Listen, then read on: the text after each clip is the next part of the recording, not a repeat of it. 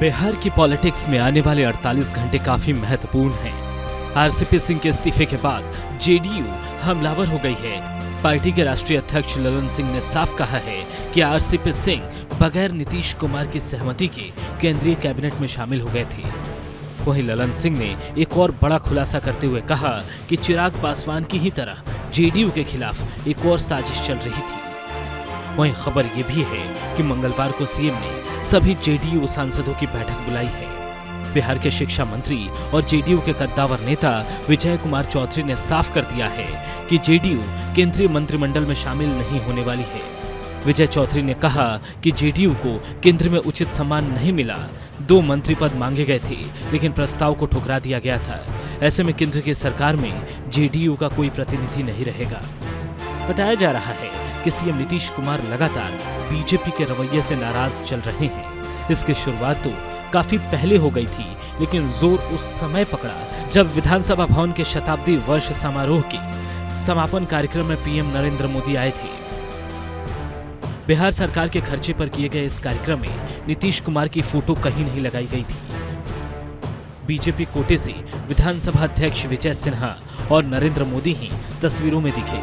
इस समारोह में जो पुस्तिका का लोकार्पण किया गया था, उसमें भी उनकी फोटो नहीं लगाई गई। ऐसे कई मौके आए जब नीतीश कुमार को दिल्ली जाना था, लेकिन वे गए नहीं। राष्ट्रपति और उपराष्ट्रपति चुनाव में जेडीयू ने एनडीए का समर्थन किया, लेकिन नीतीश कुमार की दूरी कुछ और बयां कर रही है।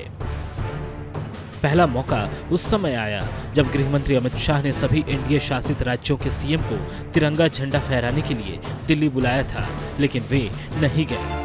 दूसरा मौका तब आया जब पूर्व राष्ट्रपति रामनाथ कोविंद के विदाई समारोह में नीतीश कुमार को निमंत्रण दिया गया था, लेकिन वो नहीं गए। उसी तरह नई राष्ट्रपति द्रौपदी मुर्मू के शपथ ग्रहण समारोह में भी नीतीश कुमार ने अपनी दूरी बनाए रखी।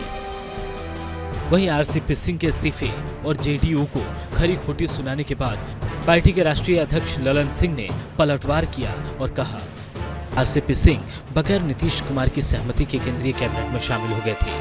नीतीश इस बात का खंडन करते तो अच्छा नहीं लगता, लिहाजा वो चुप रह गए। लेकिन अब पार्टी ने तय किया है कि साल 2019 के स्टैंड पर कायम रहते हुए केंद्रीय कैबिनेट में शामिल न हुआ जाए। आरसीपी सिंह अब जहां जाए उनकी मर्जी है। हकीकत ये है कि जेडीयू में रहने के बावजूद भी उनका मन कहीं और था और तन कहीं और था। चिराग पासवान की ही तरह जेडीयू के खिलाफ एक और साजिश चल रही थी, लेकिन इसका खुलासा वक्त आने पर करेंगे।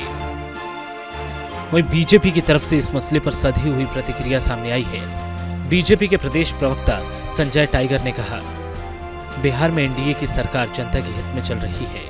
जनता की भलाई के लिए एनडीए की सरकार चल रही है। गठबंधन के सभी घटक दल इस गठबंधन को चलाने के लिए बराबर के हिस्सेदार हैं। यदि कोई घटक दल गठबंधन में नहीं रहना चाहता, वह किसी घटक दल से पूछकर बाहर नहीं जाएगा। लेकिन बिहार की जनता की आकांक्षाओं के लिए एनडीए गठबंधन बेहतर है। अब सबको मंगलवार का इंतजार है, जब जेडीयू विधायक दल की बैठक होगी। उम्मीद जताई जा रही है कि इस बैठक में जेडीयू कोई बड़ा फैसला ले सकती है।